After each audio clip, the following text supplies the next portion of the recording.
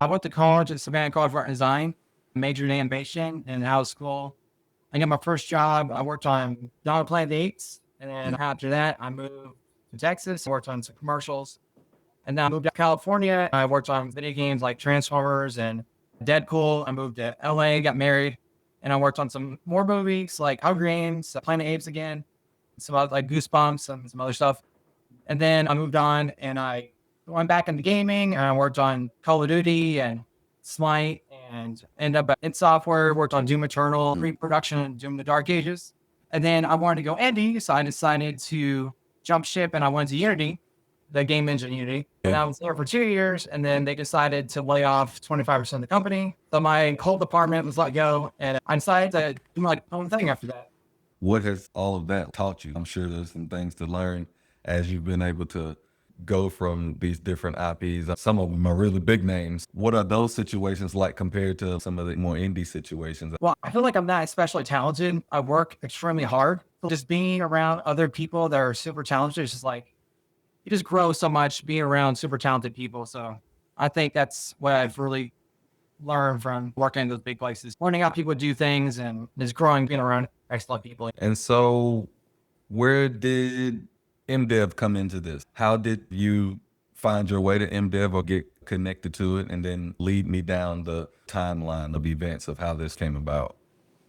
I was working in my project, High Fructose, banner behind me, and I was looking for places that showed off in person. I did some online festivals, but I like to meet people face to face and share my game that way. And I found out about MDEV is a local place only a couple hours away.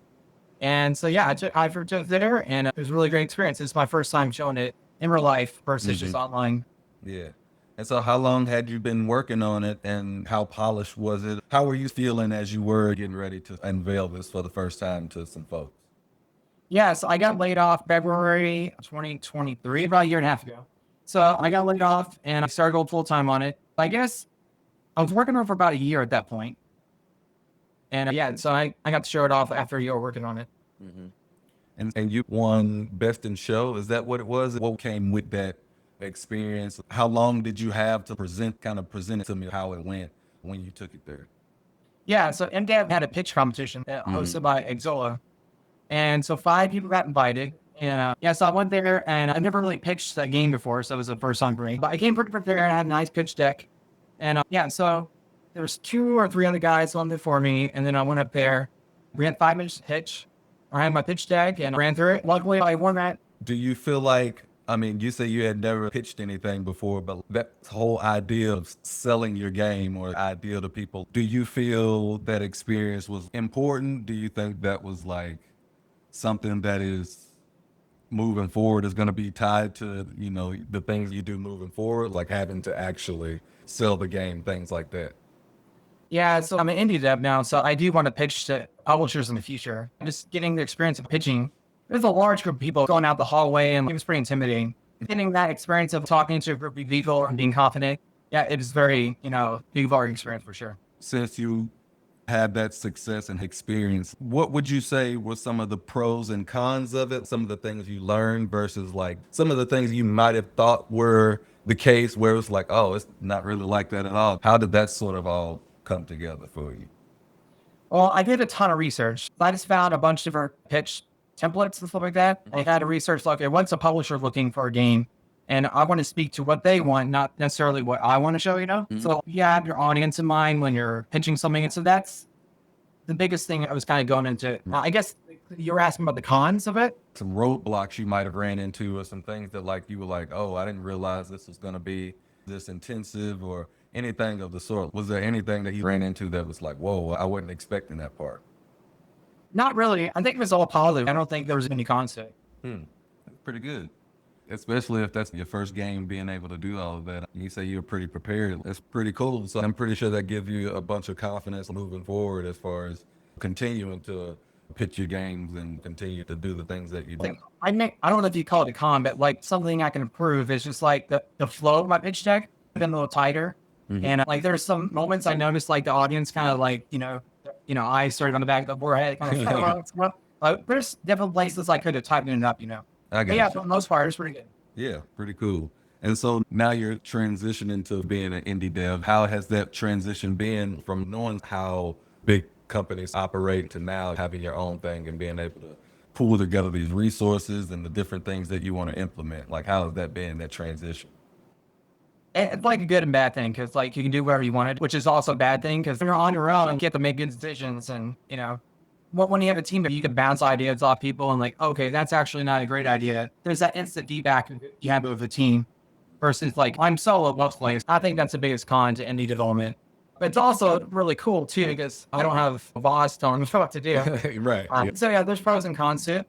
I think that's the biggest difference in indie development. It's just like, small team, you kind of do a little bit of everything versus at a AAA studio. All I was doing was animating. I have a very narrow box and don't really go outside the box very much. Talk to me about your game. It looks very colorful. Obviously, you can kind of see it there in the background. So sort of give me a little bit of background about your game. Yeah, so it's like Ghost Runner meets Fruit Ninja. Ghost Runner is one of my favorite games, and Fruit Ninja is a really popular mobile game. So, Yeah. you know, Ghost Runner is a ninja, Fruit Ninja is a ninja. I thought it'd be interesting to combine these ideas, and they're both very popular in the marketplace, so I can't crash them too bad. Yeah, that's pretty cool.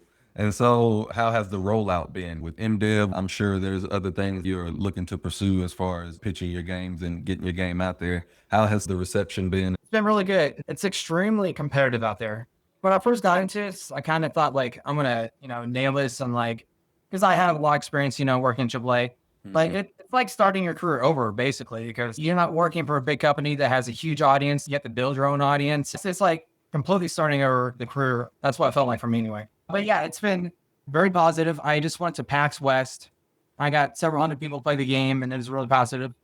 Yeah, I'm pretty stoked the way it's going.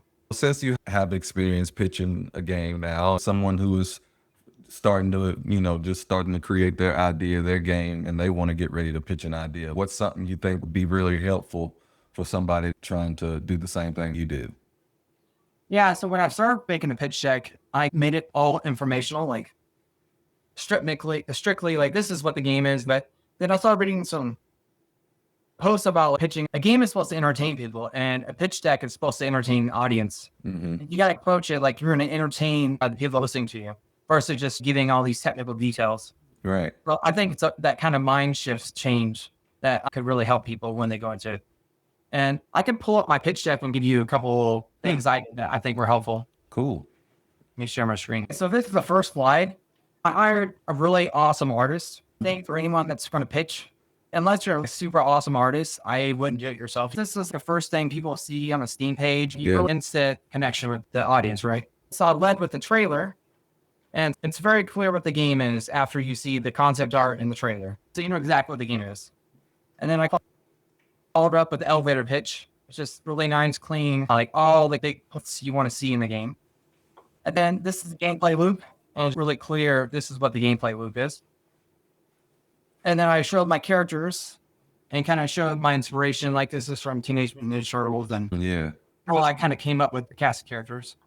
And at the time, this is my Michelangelo character. I was still designing him at the time. So That's pretty cool. So we ended up landing on the second one here.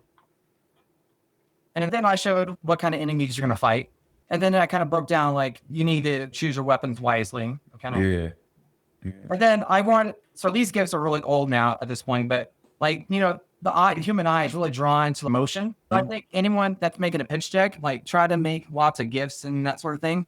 It just makes it way more entertaining, in my opinion. Yeah, because I mean, just looking at that, how people's attention spans are sort of darting all over the place now. I can definitely see how that would be helpful for sure.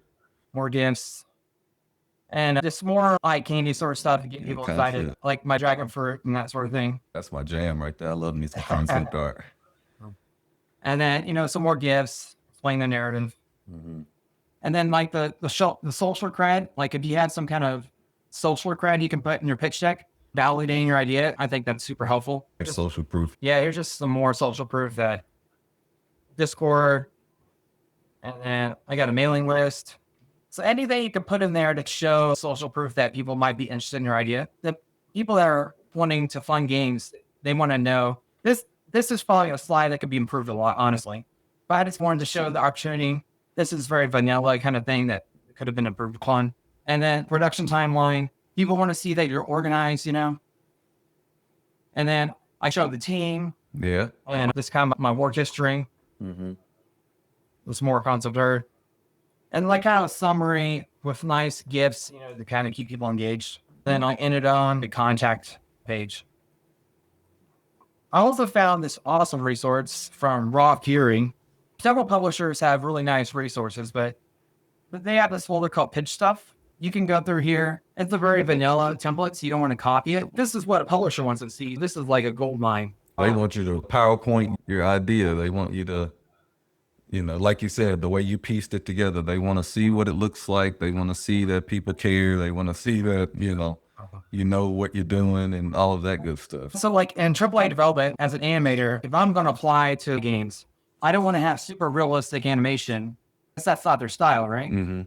So you, just like in the industry, you kind of need to tailor your pitch to what they want to see. Gotcha. Is there anything that you're working on outside of this? Is this an idea that you looking to, further just kind of continue to push until the next idea pops up? How do you sort of work as far as your timelines and things like that?